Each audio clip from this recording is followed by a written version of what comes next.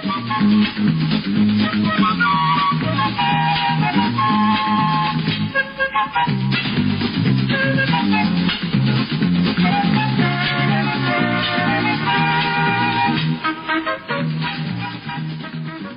looky here. You're back in the lounge. Me too.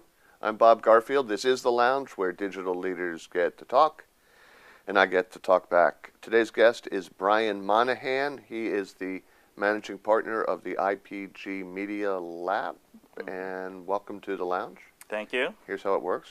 I ask you a question, you answer it, and we'll see what happens thereafter, okay? Okay. All right, so we are now, I think we're now 114 years into the digital revolution. I mean, it's been going on a while. Mm-hmm. And there's people out there like, oh, I don't know, me, still trying to persuade the institutional world of marketing that they need to, get with this new digital thing. And you don't think that is necessary anymore, right? No, I don't think that's our focus. I mean, the lab has been, IPG's had the Media Lab for 6 years, and we started it arguably late to the game to sort of inspire our clients and our colleagues about what you could do with digital media, to get them to get it, right? An educational mandate. That has changed. Our top clients want to know how to apply this stuff. They don't need to be convinced that it's meaningful for their business. They don't need to be convinced that their old assembly lines need to be retooled. They just want to know how to plug it in, how to drive their business, and can we please just get to work and go do. I get it. Make it happen. That's the. Yeah. So that's good. And is anyone making it happen? Yeah. I would say you look at sort of digital spending all up. I think where there's some real innovation happening, two areas. One is, I think the underlying econometric models that help us sort of make decisions about even subscale media relative to mass scale media are getting sophisticated and tuned enough to actually pick that up. Just sort of been, it's almost like the Cold War sort of peace dividend, because we've been really spending a lot of money at that for the last 10 years, and now we're finally seeing that come to bear. So I think there's a lot of progress there and the underlying econometric models. The other area where I think there's a lot of... If I understand it right, you said now, because I don't understand a lot of words, you're saying that marketers have a better idea of how to fine-tune their spend to make sure that they're deploying the right assets in the right places, et cetera. Right. Something they could do with legacy media pretty easily because of the sophisticated econometric software. Now they can do it, beginning to be able to do it online. Is that right, it? Sort of more holistically, including where I think there's another whole area of innovation, which is in-store, and sort of what the digital media experience is at the point of sale. And so you look at all these new out-of-home networks, all these great mobile apps, and sort of how that ties into the brand experience. I think there's a lot of marketers who are starting to get that as well, that opportunity to drive their business. But it's sort of what the assembly line, what the machine, what the factory needs is a decision-making process. These tools and the analytics are catching up, sort of supporting all this stuff. And when the first time, when we first started doing digital marketing, we didn't have that. So it was all just a bunch of cheerleading about, isn't this so cool? Let's go do it. Now we can sort of back it up with some proof that it really drives the business. All right. So these guys who are now saying, just get it done for me. Yeah. They and guys and women, they have so many tools, and so many media and so many opportunities. It's really confusing, and your job, of course, is to find even more media and opportunities and technologies and so forth. When you come to your management at IPG and with the next big thing, are they like, no, put it back because we can't even deal with the things we have now? No, our management isn't like that.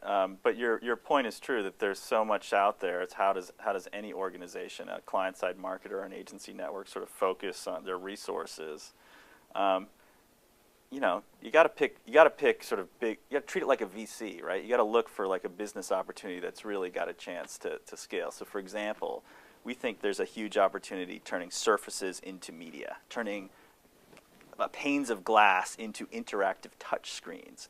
So we've worked on a solution that's what's called the Magic Window, and we've got this now with some of our retail clients where you can walk up and touch and interact and dress a mannequin and sort of send it to your Facebook page and send it to the clerk.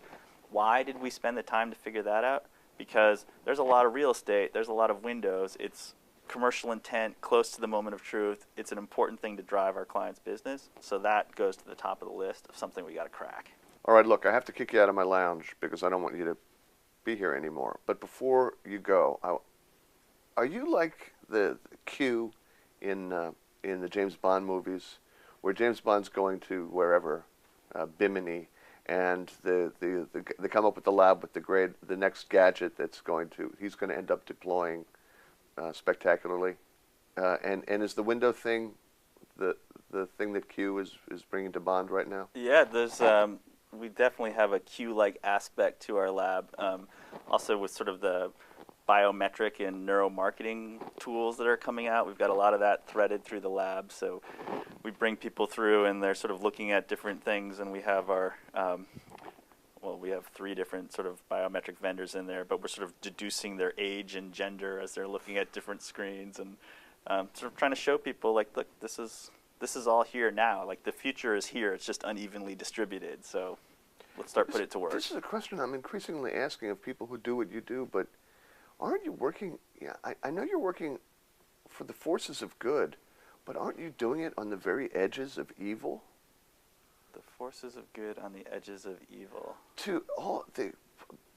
Putting more ad messages in places where we hadn't thought of them before, and biometric, getting into, you're already into my business, now you're actually into my face. Yeah. Well, are you a good man, or are you a bad man? Well, thank you for asking a good question. So, consumers are leading these fully mediated lives, right? They are. There are no dead zones in their life. You don't sit in the elevator, you don't sit in the back of a car, you don't sit on the toilet without media. It just is. And that comes with all of this stuff. So arguably, we're seeing more ad messages now, like in a week, or that our parents saw in a whole year. And so ad to sales budgets are not going up, right? So that's sort of constant. There's just this incredible increase in supply of noise, all ad supported, all trying to give these free services to consumers. But clients got to figure out where to focus their efforts in this crazily, this noisy, chaotic world. So targeting and accountability are efforts to focus their budgets that support all these great services that consumers want in their life. All right, you used a form of the word chaos. That was good. So you got to go. You got to go too. This is Bob Garfield. Please leave my lounge. And Brian, thanks. My pleasure. Beat it.